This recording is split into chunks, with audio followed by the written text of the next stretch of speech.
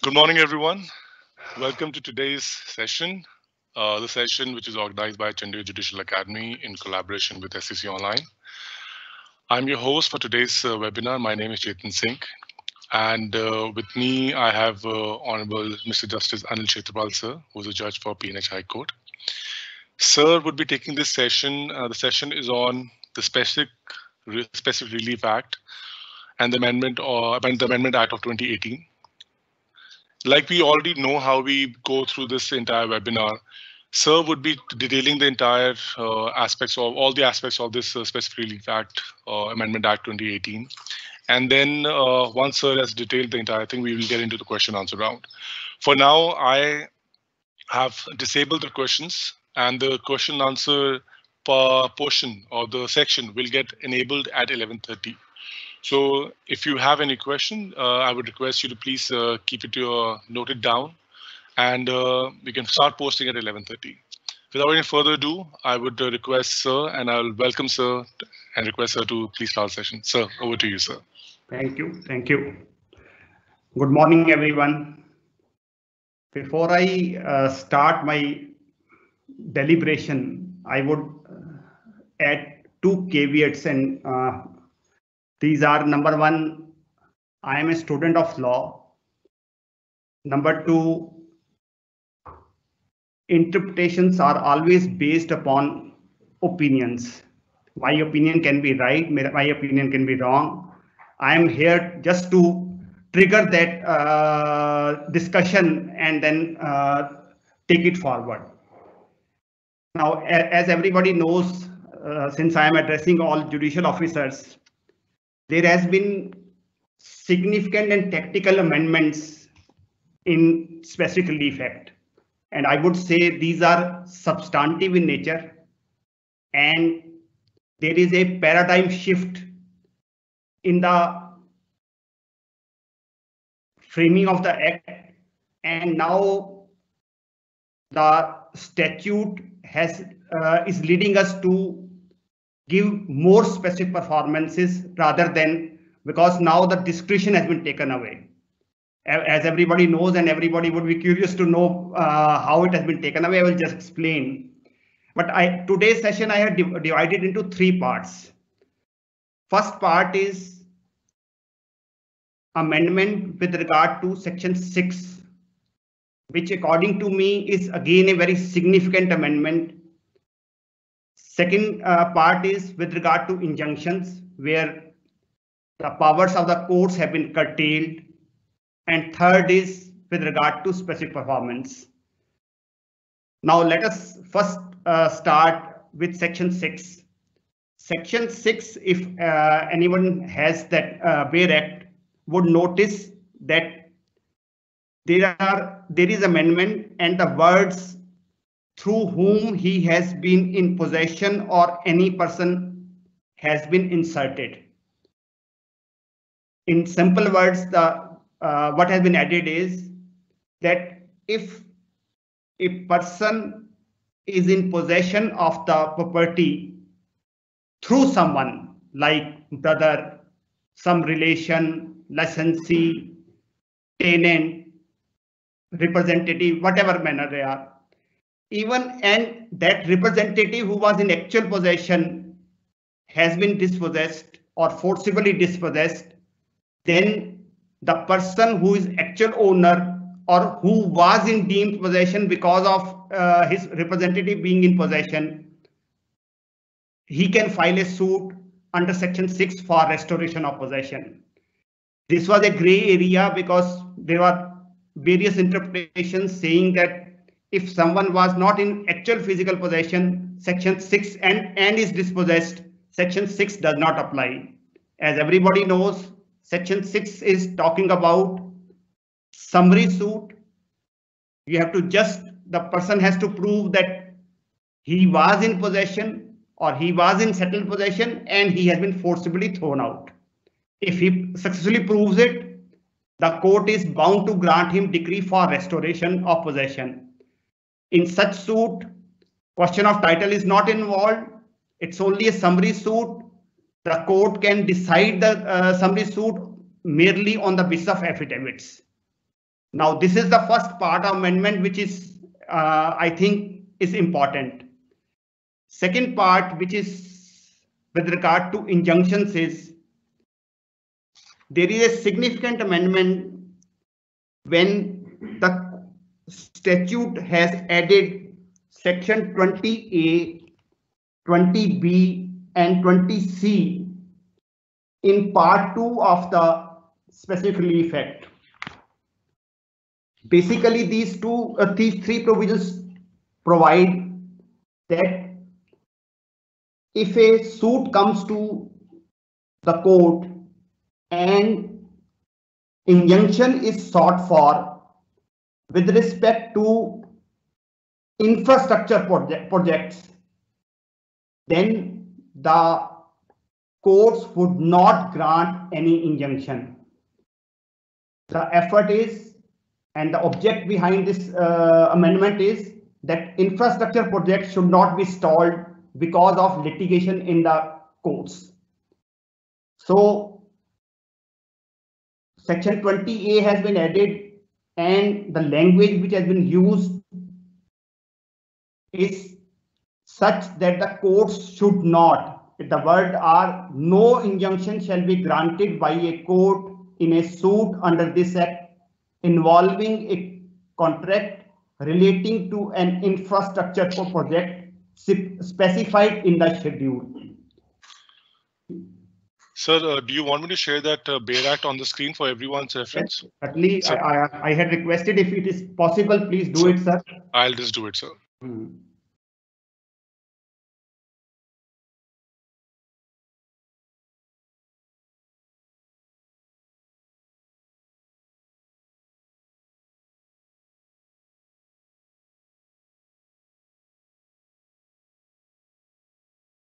Yes, now just kindly look at section 20A.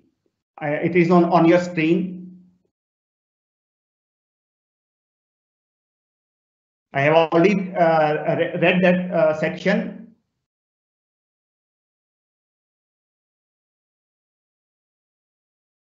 Now this is the basic, then there is a schedule added, and the infrastructure projects have been listed in the schedule, which is, can you just go to schedule at the end of the act? Yes, this is the schedule. With respect to transport and transport, road, bridges, ports, shipyards, inland waterways, airports, this and that, then energy, then water, sanitation. These are all where the courts have been now prohibited from issuing injunctions, because effort should be that the projects are not stalled, and they progress smoothly. Now, these are the two aspects which have also been taken care of in the amendment. Now, the third and important thing, which everyone is waiting for, is amendment in part 2 of the specific relief act, which is with regard to specific performance of contracts. If you just kindly show on the screen section 10. Section 10. So can we go to section 10?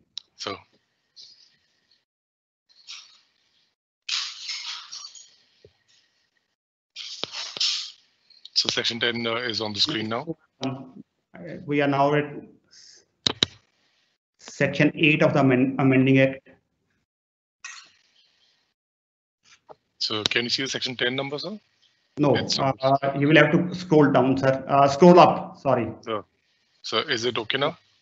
No, it is section, this is, I'm talking about section 3 of the amending act. I'm sorry, Section 3. Okay, section 3 of the amending act.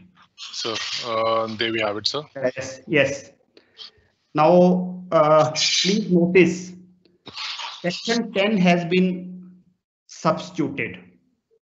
Now, please note the difference between substitution of the section and the amendment of the section.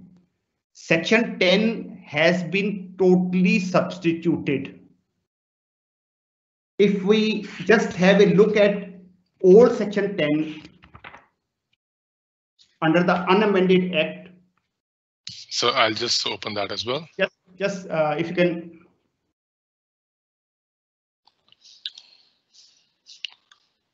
So this one are we talking about? Section 10 of the original? This is amended Act. If you can go to. Okay, you want the original one? So yes, the original one should be here. This is the one. Yeah, this is the one.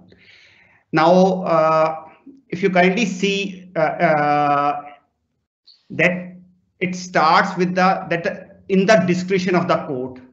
In the very first sentence, the word used is discretion of the court, that is in the second line. So previously, under the unamended Act, specific performance of the contract was discretionary. It was left to the discretion of the court whether to grant decree for specific performance or not. Now, with the amendment, this discretion has been taken away. Can we go back to amended section? Chetan? So here we are. Yes. Now see, section 10 does not use the word discretion. It talks of the specific performance of a contract shall be enforced by the court subject to the provisions contained in subsection 2 of section 11, section 14 and section 16. That means now specific performance of the contract shall have to be enforced only subject to subsection 2 of section 11, section 14 and section 16. Now the next amendment in the same line is in section 11, which is in section 4 of the amending act. Again, the word may in the discretion of the court has been deleted, and now the word used is the contract shall. Similarly, the next section which has been amended is section 14, which is by subsection 4, and the list which was earlier provided for non-performing the contract or non-ordering specific performance, that list has been now reduced. And if you kindly notice, subsection 14 within bracket 1 within bracket A has been deleted, and subsection 2 has been totally deleted, 3 has been totally deleted.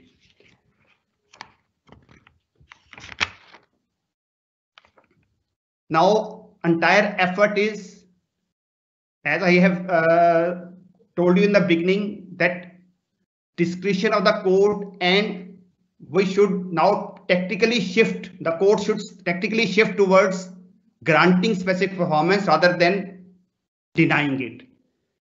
Now the next amendment which is significant is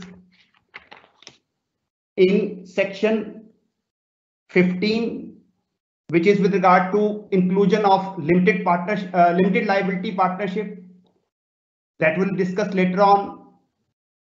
There is a significant amendment in section 16.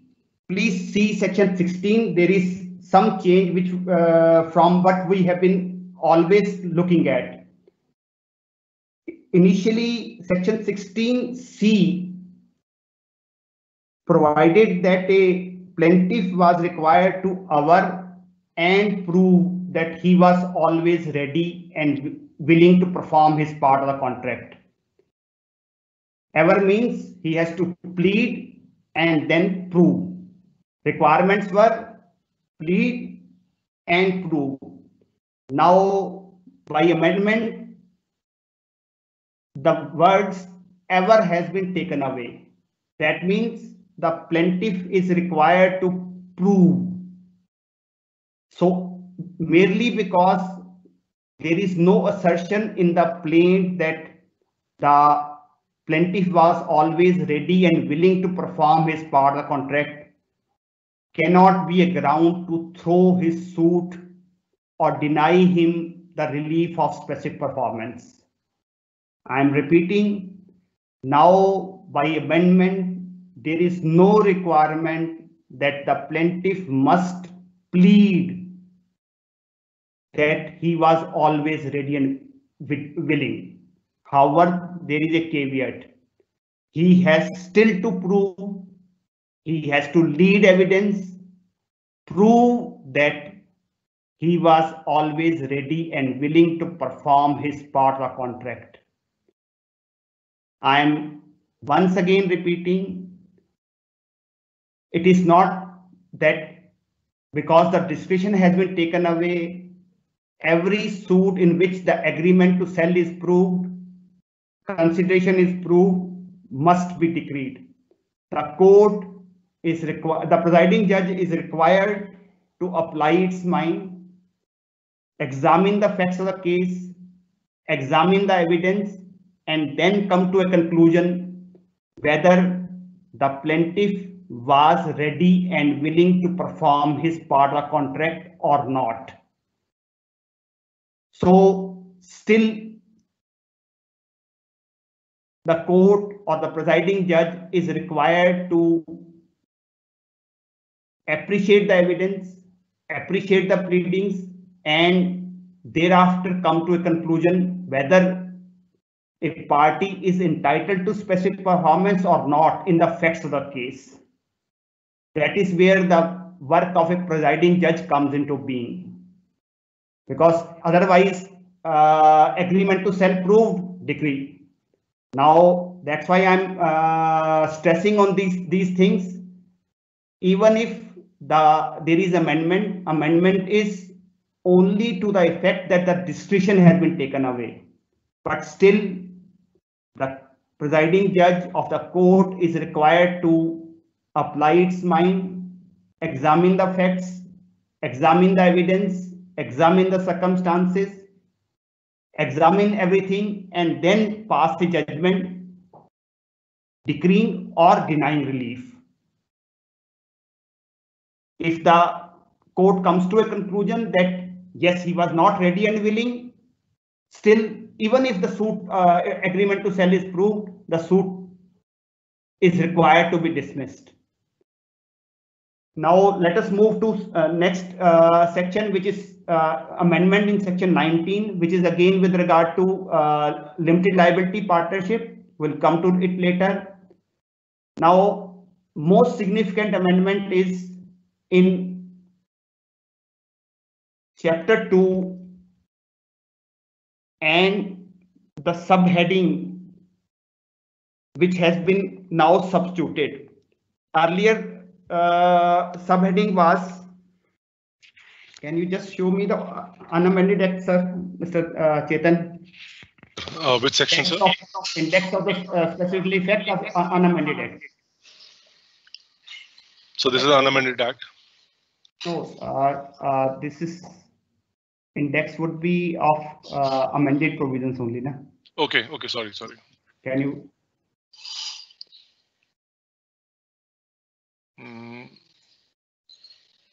Unamended act. I think I can.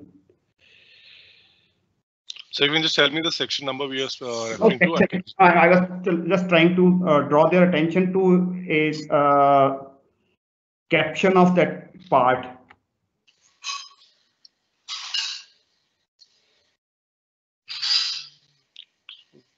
I think that can be seen from 19. Just a minute. Just see.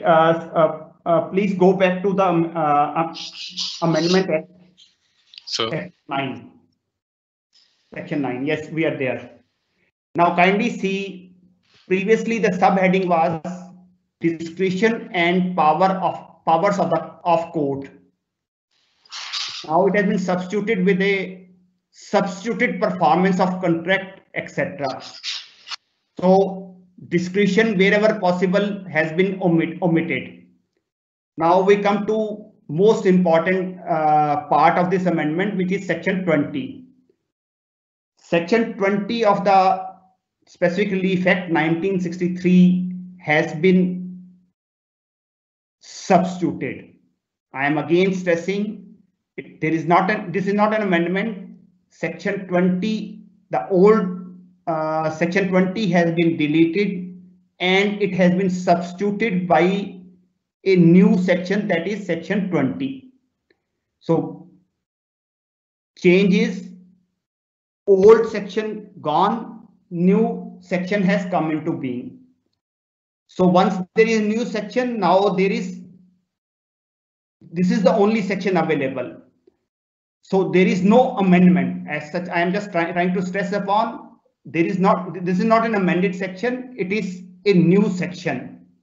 There is a substitution, something has been replaced. The basic purpose of section 20 is that previously the courts were well within its powers to decline the relief of specific performance even after finding that agreement to sell is proved, payment of consideration is proved, plaintiff was always ready and willing, still the courts could exercise discretion in the facts of the case and decline relief. But now that power ceases to exist. That power does not exist from 1st August 2018, that is the day on which this act has been enforced. We'll come to judgments and I will share with you, I have searched 2-3 judgments, whatever I could search, that whether this amendment is retrospective or prospective, whether this amendment is applies to pending suits or it doesn't apply, whether this amendment would apply to a suit which has been filed after the 1st August 2018 or it will apply to suits instituted previous thereto, will go to that thing. Then next amendment is on infrastructure projects, I have already discussed. Now, as far as these 2 provisions are concerned, this amendments on in section 20 is concerned, there are 2 judgments of the court as of now which have examined this issue threadbare. One judgment is by Allahabad High Court. If one is interested, please note down the citation. This is 2019 within bracket 135 bracket close, Allahabad Law Reporter, page 884. It is also reported in SCC Online Allahabad. One can note 2019 SCC Online Allahabad 5523. And the name of the case is Mukesh Singh and others versus Saurabh Chaudhary and another. In this judgment, after noticing the amendment, what is the effect of substitution, whether it is a procedural law or a substantive law, the Allahabad High Court has held that this amendment is applicable to pending suits as well. The court has gone on the premise that specific relief act is a procedural code, and since section 20 itself has been omitted, it does not exist in the statute or act. Therefore, now the discretion is gone, and in pending suits also amended provisions would apply. I can share with you, there is one more judgment of Kolkata High Court which has dealt with this aspect to some extent. That judgment is in the case of Church of North India versus Right Reverend Ashok Biswa. It is reported as 2019 within bracket 2 ICC page 533. In this judgment, the Kolkata High Court has examined section 14 of the Specific Relief Act and stated and held that since specific performance is to be, degree of specific performance has to be granted, and the court is to examine that fact on the date of judgment and decree. Therefore, this amendment would be applicable. These are the two judgments which lay down that pending suits, this will apply. Although it is too early a stage, it's an open-ended discussion and interpretations would flow in. But according to my view, these judgments lay down the correct law. But this is my opinion only. I am only giving you what is in my mind. Rest all depends upon ultimately how the consensus is arrived at.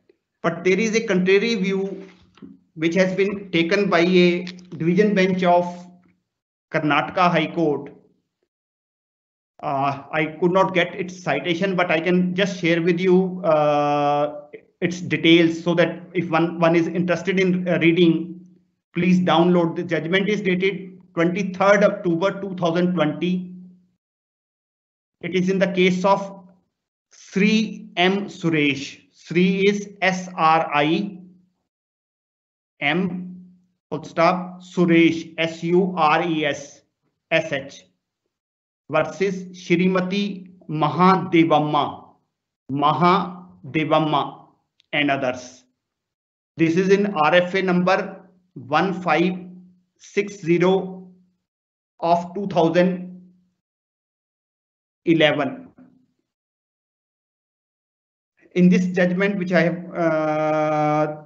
the Karnataka High Court has gone into the issue of that since it is a substitution, therefore, and one, it is substitution, and second, the act has not been made retrospective by the legislature, therefore it is prospective. The division bench has discussed various judgments of Supreme Court, and that's why I've said that still it's too early a stage to give any final opinion. But yes, now the judgments are coming, and things would hopefully settle within short time. There is one thing which I need to apprise you all. There is a Supreme Court judgment differentiating between substantive law and procedural law. If one is interested in reading, please read that judgment on Land Acquisition Act.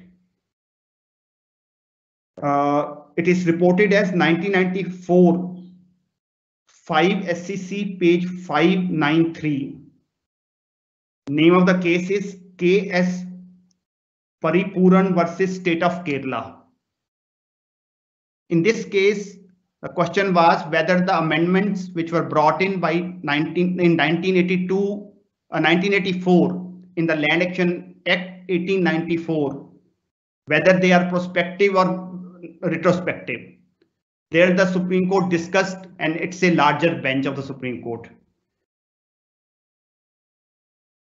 Now, one more important thing which I must share with all of you before I close is that initially when the 1963 Act was drafted, the entire effort was that wherever it is possible to grant alternative relief, that is in the form of refund of money, damages, or wherever some compensation could be granted, the specific relief should not be granted. Now, as I have said, there is a planned, tactical, intentional shift from previous regime to a current position. Current position is that now specific performance of a contract is a normal and denial thereof has to be an exception. Previously, the things were reversed, although by judicial interpretations now of late specific performances were being granted, but legislature has amended the act and amendment has came into force year and a half back, and therefore now, according to my view, specific performance should be granted wherever possible, provided, yes, there is a very big proviso. Proviso is that the plaintiff proves execution of the agreement to sell. He proves he is ready and willing to perform his part of contract. 3, he is not guilty of breaking the agreement. If he is able to prove all these things, then specific performance is required to be granted. Now, this is all. Rest, I think Chetan would now open for questioning and.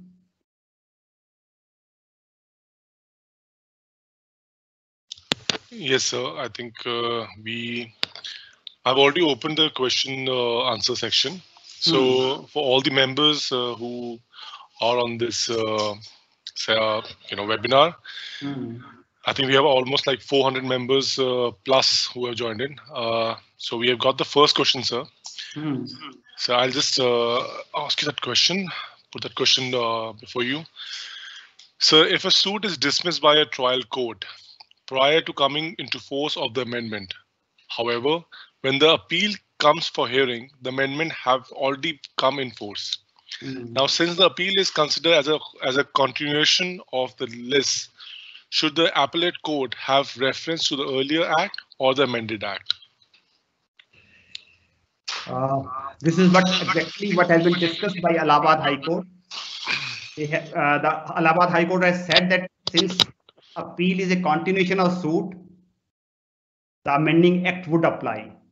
I am repeating, this is my opinion, subject to whatever final opinion comes, and interpretation is always based on opinion. So I have given you my frank opinion.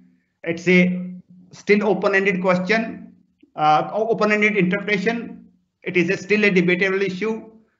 Debates will continue, and let us see how the things turn out. I think, sir, which I totally agree. And I think this question was asked by Sumit Garg, sir. So I believe even Mr. Garg would agree to this, that the purpose of having all these webinars is to, sow the seed for discussion so that we can all discuss, usually which we don't get the time to. That's and we are just encashing on this pandemic, situation wherein we have now been made aware of these new softwares like one that we are using right now as well. So I think we are all on the same page, sir. So is there any other question, members? I'm sure a lot of things have already been discussed. And I like the way, sir, because I think the questions would have been, there, has been taken care of, because once you start comparing the original and with the amendment, I think all that questions which would have been there otherwise have been addressed. But if we still have any question, we have time, we can address it. And as far as the citations are concerned, sir has shared a lot of citations. I usually what I do is I type the citations while sir was doing it, but because my screen was being shared, I couldn't have left that screen. But having said that, as we all know, this the recording of this session is already would be available on YouTube and also on the Chandigarh Judicial Academy website. So You can rerun it, and all the citation that sir has shared, you can just go through it and note it down if you have missed any.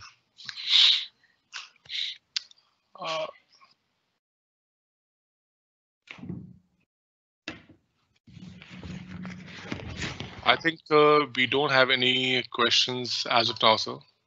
We have one more question. Yes. So the question is, what is the scope of amendment in appeals pertaining to the cases of agreements prior to amendment in which specific performance have been declined, but alternate relief of the recovery of the earnest money has been granted by the lower court? I think it is covered by my first answer. Basically, as a appellate court, you are rehearing the suit. Once you are rehearing the suit, you are one is entitled to amendment, as well as the new act would apply. Yeah. This is my view. That's why I've said that I have shared both the judgments on the both sides. Calcutta High Court as well as Allahabad High Court have taken a view that it's retrospective. It is applicable to pending appeals, pending suits. On the other hand, Karnataka High Court has taken a different view, which says that no, because the question there will be 4 or 5 questions, and that's why I'm once again repeating. First, whether it is applicable to pending suits. Number 2, whether it is applicable to agreements which were executed after 1st August 2018, because date of filing a suit, whether it will be important for such amendment. And as I have discussed and told you that Calcutta High Court has taken a view that no, for a suit for specific performance, the court is to analyze evidence and give judgment on the day of judgment. Therefore, filing a suit, date of filing a suit is insignificant. So that's how, as appellate court, you will have good challenges before you. Let us see how you apply your mind and because I can share with you one more thing, which see, the contract or agreement to sell between the parties is not under Specific Relief Act. The agreement is under Contract Act. There is no amendment in the Contract Act. Yes. Contract Act is a substantive law. This Specific Relief Act is only a procedural law for enforcing those contracts. Another one judge has gone to the extent of saying that it is a remedial law or a redressal law. So that's why I have said that according to me, it's a procedural law.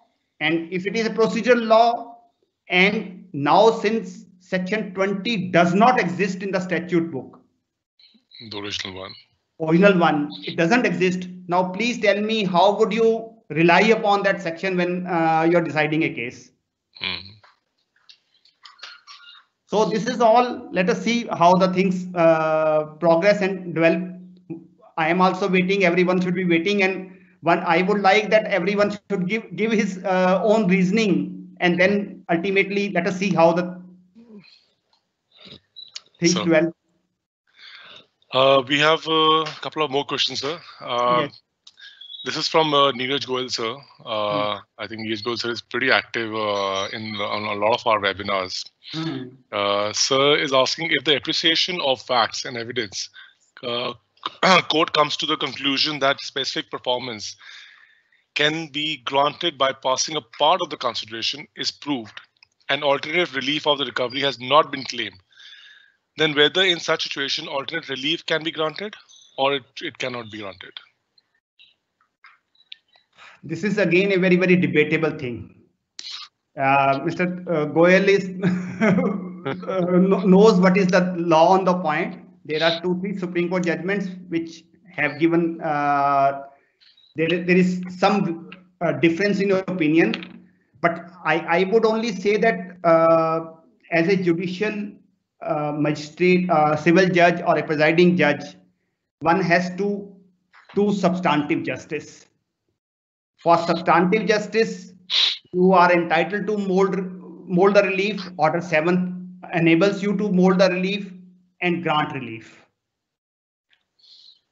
If someone wants to have citations from me, I will share it with the Judicial Academy. Even both the views are possible, because earlier view was that even if alternative relief has not been claimed, still it can be granted. Subsequently, without noticing previous judgment, there was a view to the contrary. So let us see when the ultimately it is resolved. But my personal view is that a court or a presiding judge has all the powers to mold the relief. So I think this just proves the same thing what you said. It's debatable, and that's what even the high courts are. That's why they're having a different views, because it still stands debatable. That's right. This is what I'm saying, that it is ultimately the court is required to do substantive justice. Yes.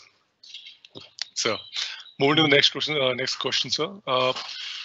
So it says whether infrastructural projects include private infrastructure projects also, or it is only includes, or it's only restricts to the government projects. Let us see the section. I don't think it is only restricted to government infrastructure projects. The words, the amended act does not use the word government. It is talking about only infrastructure projects. Yes. Contracts involving infrastructure projects. And if we go to schedule, it does not talk of government. So wherever there is a private contract, somebody is, say, laying down a power line, or a canal is being dug, or some road is being laid, private road is being laid, such projects should not be, no injunction can be granted. Okay, sir. Okay, now let's move to the next one, sir. Let me take, which is, okay, this one. So, after amendment, can alternative relief be granted in any situation, or the suit can either be decreed or dismissed? Yes, it's a very, very good question. That is what I was looking for. Alternative relief can be granted. There is no prohibition. It is not that in all suits the decree must be granted. If ultimately the court comes to conclusion that it is unable to record a firm finding that the plaintiff was always ready and willing, or the plaintiff was at fault somewhere, then alternative relief can be granted. That's why I have stressed that amendment no doubt takes away the jurisdiction of the court, but still section 16 has not been substituted. Section 16 is intact, but only except that pleadings are not required. Pleading that he is ready and willing is not required. Otherwise, section 16 as it is has been kept, but for small amendment. Therefore, the presiding judge is required to examine the facts of the case and then pass appropriate decree. Okay, sir.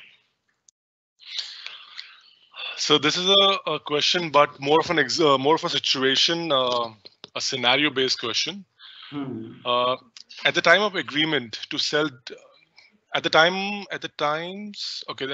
the agreement to sell does not bear the signature of the buyer, and the writings qua passing the money consideration does not bear such signatures, and huge amount of money is parted without proving the source thereof. Whereas the signature or thumb impression of the seller are there, and he raises the plea of fraud in obtaining those signatures or thumb impressions. Now the question comes over here after this situation is whether the signature of the buyer are required on the agreement or they are not required at all. See, this is all based on case law. The interpretation of courts has been that the buyer is not required to sign agreement. It is not necessary. If it is there, very good. If it is not there, because agreement to sell can be even oral. So once the buyer or the prospective buyer is saying that yes, there is an agreement, he has given me in writing, his signatures are there, that is sufficient. But then the buyer would be required to lead evidence to prove that agreement. But as such, you can't throw a suit on the ground that buyer has not signed or prospective buyer has not signed. It can be only signed by the prospective vendor. So I think that answers. I believe yes, but because the name is not mentioned, the person who asked this question, the question answer is still open. If in case there is sir who has asked this question, if you still have need more clarification, you can ask the following question with that, a follow-up question with that. So moving to the next one. First of all, the person who has asked this question has passed his regards to you, sir, and have mentioned very categorically that he's highly indebted for the session for sharing all this information. Moving to the question, is that in one execution of specific relief judgment, one party comes with the objection that it has another judgment regarding the same sued property, and it is with regards to the recovery of money, and in pursuance of which he has also got the same property attached. How will both judgments regarding same property satisfy? See, in second suit, if my memory is correct, he has said that there is a recovery of recovery of money only. Yes. Then it's very easy that recovery of money has to be paid to the decree holder of that wherever, because specific performance is always a conditional decree. Balance amount is to be deposited, that will be paid to that decree holder, and the person in whose favor that decree for specific performance has been granted, that will be, land would go to that fellow. That means the seller or the prospective vendor had entered into two agreements. In one, there is a decree for specific performance. That means the land is that decree holder is entitled to land. Whatever payment is to be made by that decree holder who is getting the land, that will be paid to the decree holder in a suit for recovery. Okay. Okay, sir. Okay, sir. Now, moving to the next question, sir. If a road is being constructed, and by constructing the road, it is encroaching upon the land of a person, then what remedy would the person have? Because as per there's a statement as well that he cannot seek injunction against the infrastructure project. Then he can seek damages. He can seek compensation for taking away the land. Only thing is the power of the court to grant injunction in order to stall the project has been taken away. Rest powers, remaining powers are still with the court. The court can always grant damages to him. That someone has taken away his land, or someone has damaged his property, or there is a severance in the property, because there are lots of projects where road is carved. The farmer is left with small pieces of land on both sides, yes, which are not usable. So damages can be granted. I have a personal example of this. I went through the same. There is a provision in Land Use Act which talks of compensation for severance. Yes. Moving to the next one. This reminded me of my own case. So moving to the next one, that is, what about the doctrine of election after amendment where first gives notice for the refund of the earnest money, but later files suit for specific performance? This is all subjective, but according to me, once someone has elected for refund, then he has foregone his right for specific performance. It's election. Once he has made a conscious decision, then he cannot be allowed to take a U-turn and come back. Yes. Sir, can a party claim only alternate relief on the basis of contract without claiming specific performance of the contract in view to substituted provisions? Answer is yes, but there are ifs and buts. Ifs and buts. One is that that party should not be at fault. Number two, it will depend upon the evidence which is led. But according to my view, it is not necessary that a person who has entered into an agreement to purchase must seek first specific performance, and in that suit he must seek alternative relief. One can straightway say that, all right, if he's not entering, that vendor is not honoring the agreement to sell, please give me my refund or double the money, whatever is the agreement. Yes.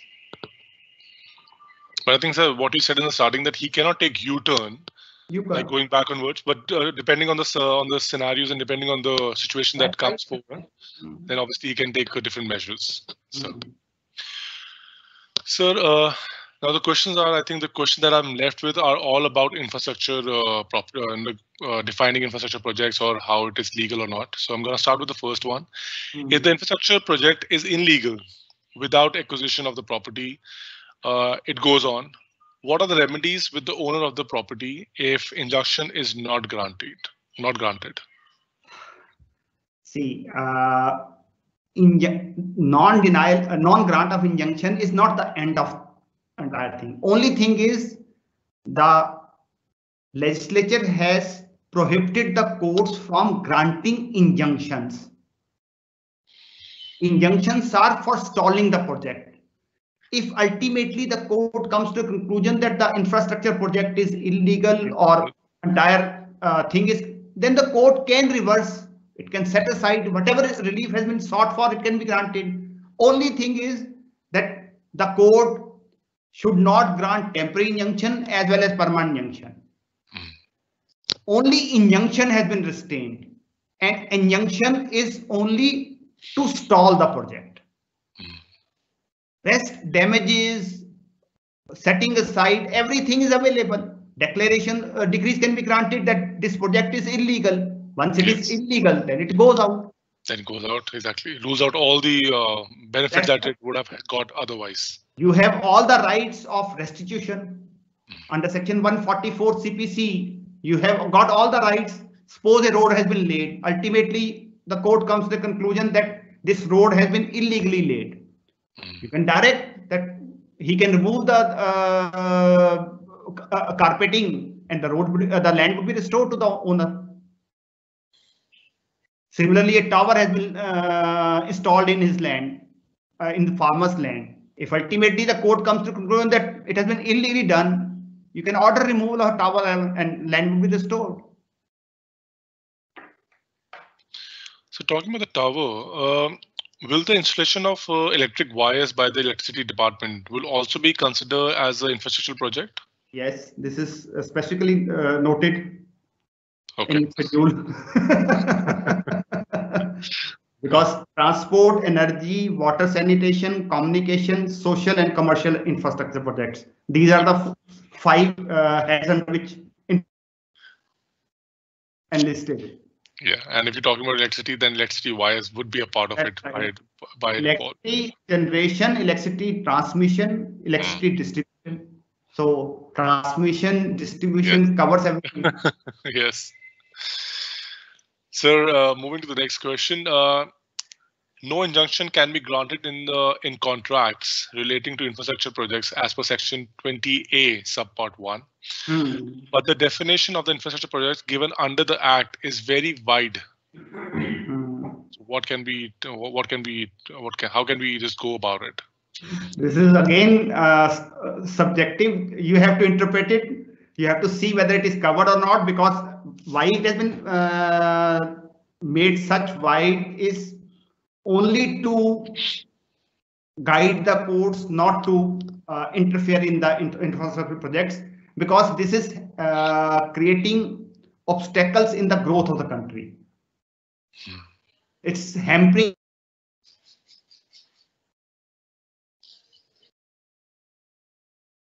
Kshetrapal sir, can you hear me? I think I just lost you.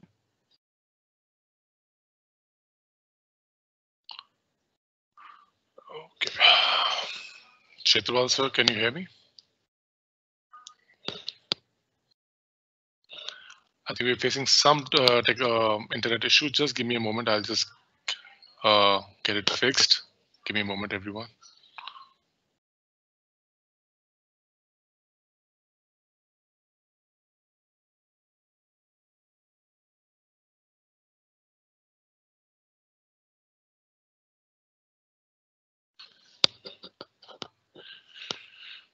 So I think we're just getting sir's internet. I think there's some internet issue. So we're gonna get this sorted. In the meantime, I've got the last 3 questions that I have to ask sir. So sir will just rejoin again and we will take it from there. I think sir is back now. Yes, sir.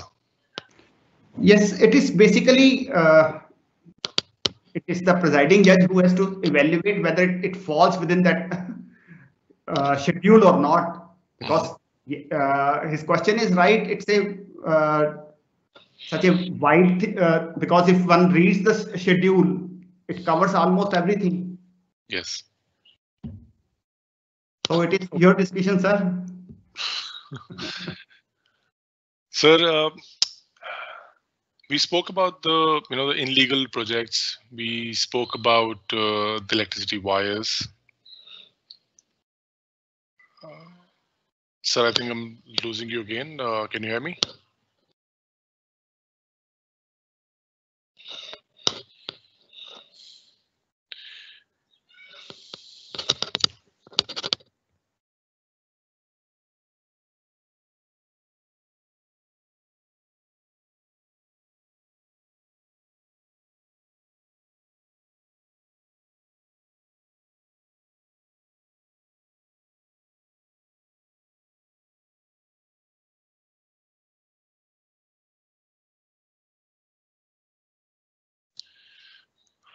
So I think we just getting there's a person over there at Shetwal sir's residence, and he will be fixing it up. And there we have it. Sir is back online. So I think the software is telling us that it's enough. I don't look. It doesn't look like from the question answer. We still have like 3-4 questions left. I think then we can. Let us try to take up all these questions. So I think I'll move to the next one. I think we've got the answer to the that it covers everything, anything and everything under the sky. So I think it's about the discretion of the member how we interpret that particular thing, sir. So I'll move to the next one, sir. Now this says that whether the hardship of a defendant can be considered while deciding the suit. According to me, yes. Hardship, because see, section, that's why I have stressed on the word that section 16 has only been amended a little bit. It has not been deleted. And the court, as I have said, is to do substantive justice. Therefore, yes, there is a reduction in the discretion. I would not say that entire discretion is gone.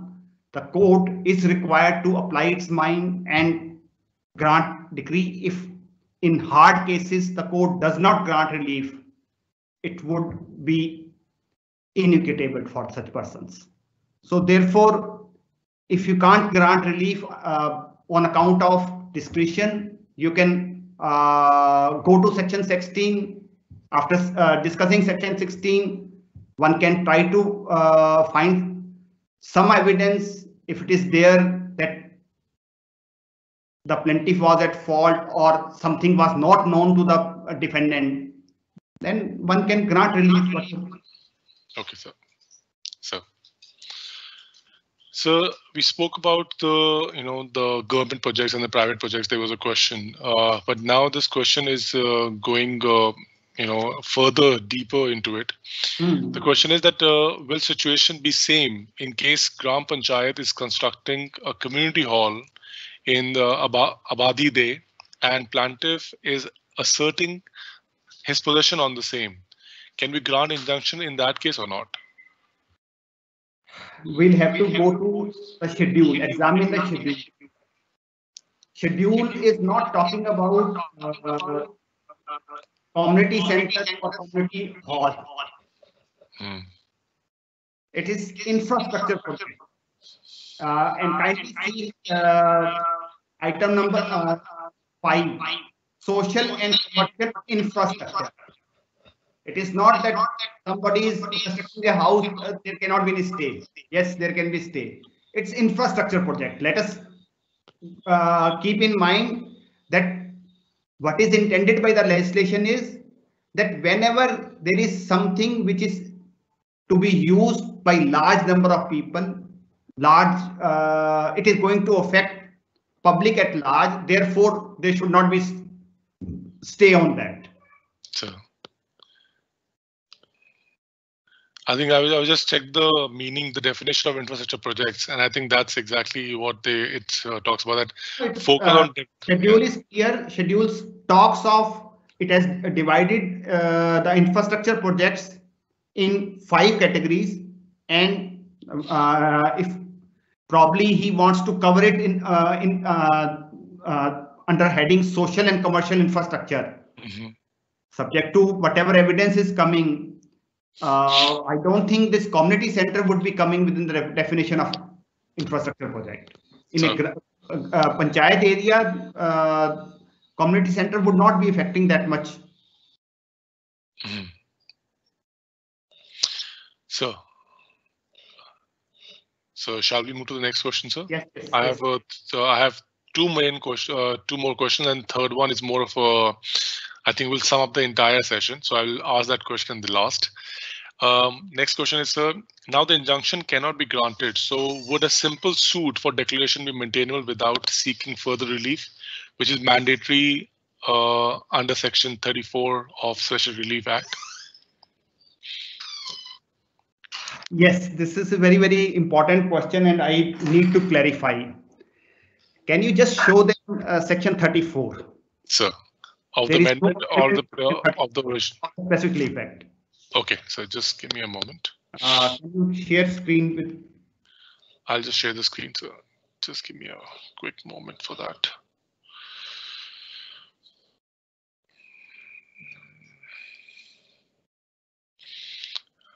Yes. So section number?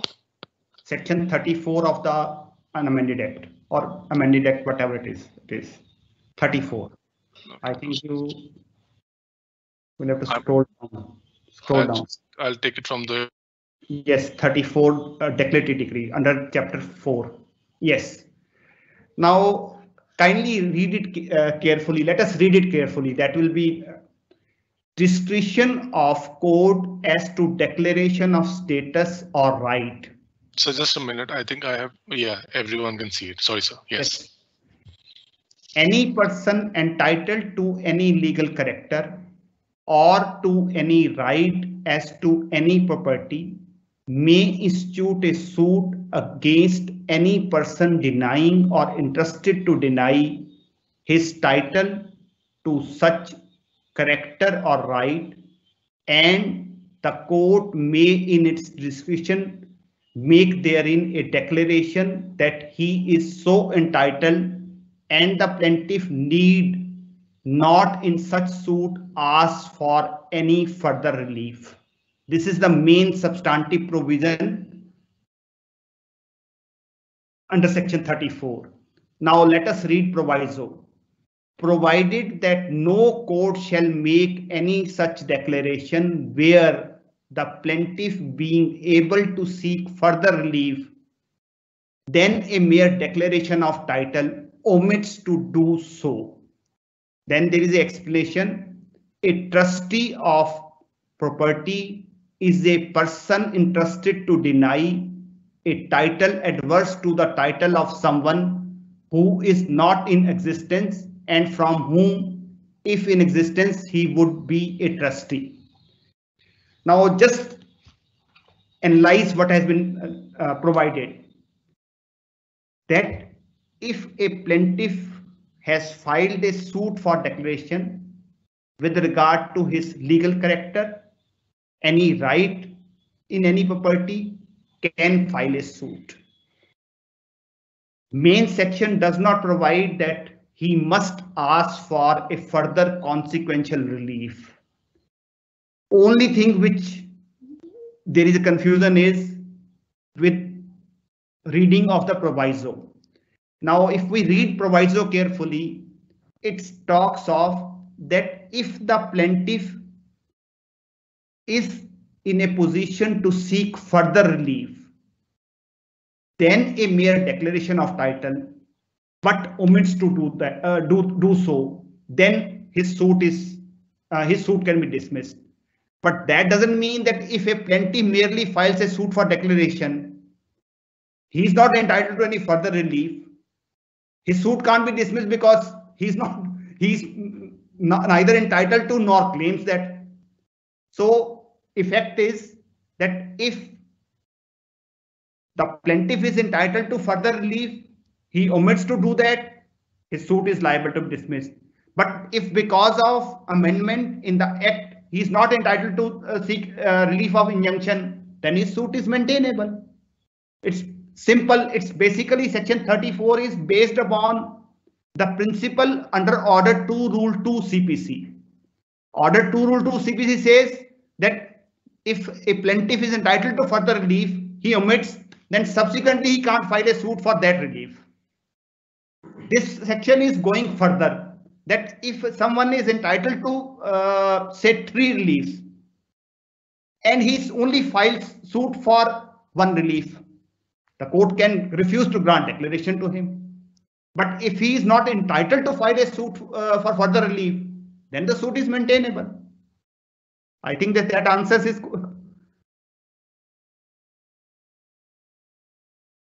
Yes, so I'll move to our screen and then let's take the other questions. So this one was done. Okay. So are mobile towers of the private companies like Airtel, Vodafone, etc. on rooftop also covered under infrastructure projects? I think we spoke about something about this, sir, a few minutes back. Already, yeah, that's why I'm saying, please don't ask questions. Please open the book. Yes. Please open the schedule. Schedule is itself saying communication. So tower communication means of communication only. Yes. Please see infrastructure projects. The list is heading is communication.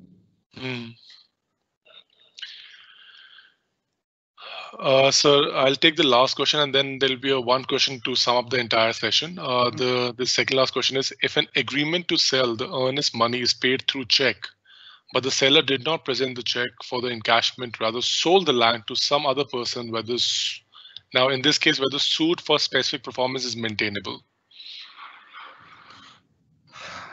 My answer is yes, suit is maintainable because the contract, one has to go back to the definition of the contract or agreement in the Contract Act. It talks of contract for a consideration paid or promise to be paid.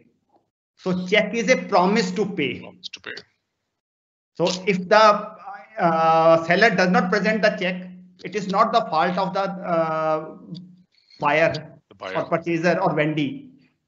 So that's why I keep requesting everybody that let us go back to our basic statutes and examine those.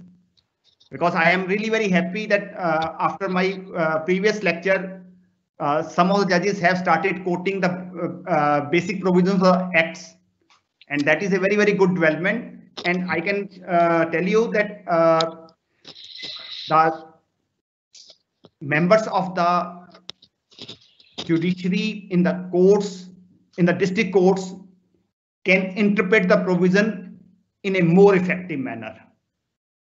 They should develop this habit of widening their horizon and start interpreting it. So now this question, I think would be I think we have answered this question in a different ways, but I think a direct answer would help everyone. And that is that what is the purpose, or rather the intention, or what was the intention behind bringing this Amendment Act? Why this was even required? The purpose behind amending act is can be seen from the objects and reasons, and one of the objects and reasons is to increase the ease of doing business. We were far behind. Effort is that we should come up the infrastructure, the people should invest in infrastructure projects, the suits should be decided quickly, because if one would have a look at section 20 subsection C, now the requirement is that the suit has to be decided within 12 months. And most likely it will be reduced further. Section 20 subsection proviso to section, it talks about is expeditious disposal of suits. So objects and reasons are very clear that the courts should start deciding the cases expeditiously.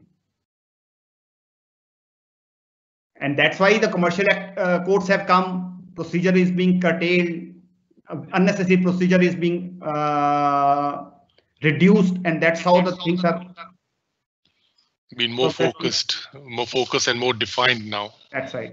So I think, so that brings us to the end of the question answer round. I think that's why I wanted to end this session with this question, because this sums up the entire thing.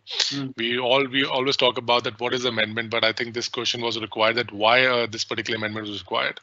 So I think you were very specific that now the time lines have been made, and to bring in more effectiveness in the present act, that was the whole sole purpose.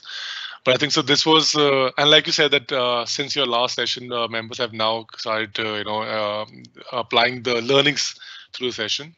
This is the whole purpose of this session. So this is the whole purpose of conducting these webinars. Only to trigger that discussions and yeah. Because this COVID has been, we have gone through the bad time. Now things are looking bright. Let us go back to our work with as a improved persons. Yes, and more more prepared this time. More prepared. That's right. I think I can't thank you enough, sir, for taking out time. And I always say this, that the session might be only for 1 hour or so, but the preparatory work that has gone in bringing the session to everyone, it's not a one-day work, it's not a one-week work, it's an entire experience that comes in. And I think that's why everyone had the same thing for you, sir, that they wanted to they wanted to listen to you, and your wisdom being shared by everyone with help of all this technology. So at the end, sir, I would like to thank you for your time, for your sharing your experience. And thanks to all the judicial members, the district judges, and other system officers if they are joining in, for making this happen, for making this possible. Because without the audience, this session will make no sense. So thank you, everyone. And on behalf of Chandigarh Judicial Academy, Khetarpal sir, I, Chetan Singhal, would like to thank everyone. And with its promise that we'll meet soon again. Thank you so much. Thank you. Thank you. Thank you, sir. Take care, sir. I'll end this meeting now.